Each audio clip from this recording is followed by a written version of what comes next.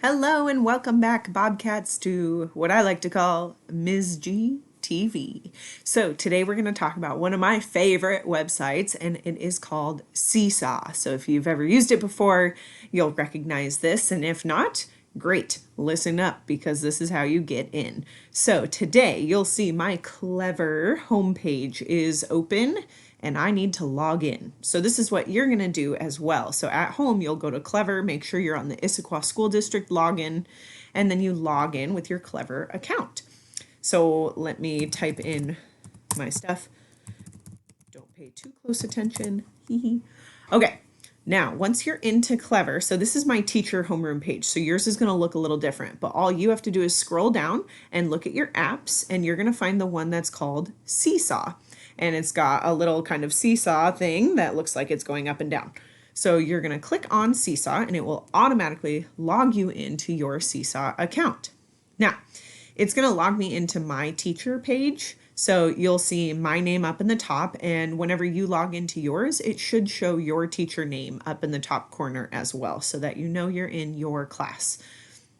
Now, sometimes you could be logged into different classes. So if for some reason you're in library, or like right now I'm in Mrs. Kanega's, I'm going to go up to the top over here and I'm going to make sure I'm in my homeroom class. So if you're in the library or PE, because every teacher has their own that you'll be logged into, you just go up to the top and make sure that you're in the correct classroom.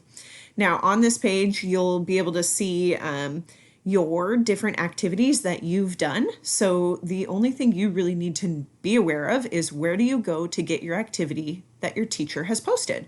So right under where it says Miss Goldfinch's class, it has the name activities with a little light bulb above it. So you're going to click activities, and this is where your teacher is going to post any new activity that they would like you to do that week. So you can do it at any point in the week, but you'll come in and you'll click activities, and then you'll see the most recent activity posted.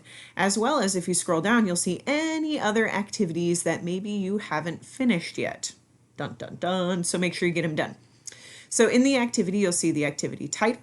You'll see directions of what to do. So this is really important because my students miss this all the time. Read the directions. So it says tap add response button.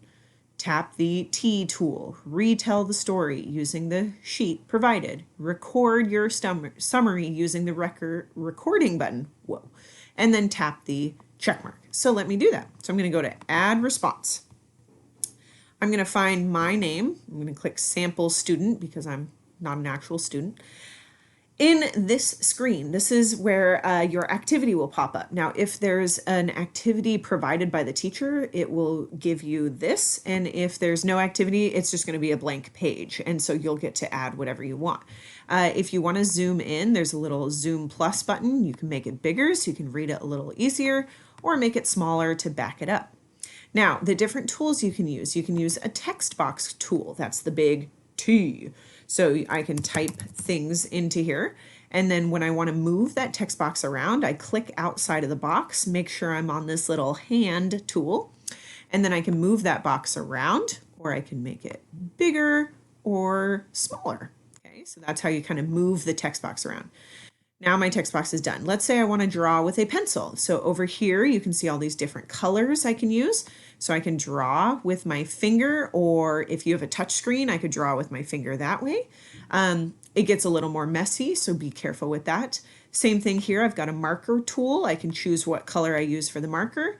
You can use your finger or your keypad. And then there's also a highlighter if we're doing like story problems or something and you need to highlight something. And then there's this really fun pen that you may or may not use sometimes. That's kind of like a magic pen. And then of course there's an eraser. If you ever make mistakes, just like in writing and math, you can erase it. Okay. Now over here underneath that text box, there's another symbol, and that is the microphone symbol. So you can do recordings of yourself over top of what you're doing. Same thing below that is a camera. So you can take a picture of what you're doing. So let's say I posted an activity of find a fraction around the house. You could go around the house with your phone or your iPad and take a picture of something and then add a text box over top of it to label your picture. So there's some pretty cool options on here. That's just kind of the basics. When you are done, you will click up in the top corner that little green check mark button, and that will say, okay, you've done your job, and it will post to the journal page. And then, fun fact, you have to wait for your teacher to approve it. So if your teacher hasn't approved it yet, you will not see it pop up on your screen, and you wouldn't be able to text your friend and be like, oh my gosh, go check my assignment that I just did on Seesaw, it's super cool. They won't be able to see it until your teacher has approved it. So make sure you follow directions, because if you don't, your teacher's going to let you know, oops, go back, try it again. So good luck, Bobcats. Can't wait to see your work.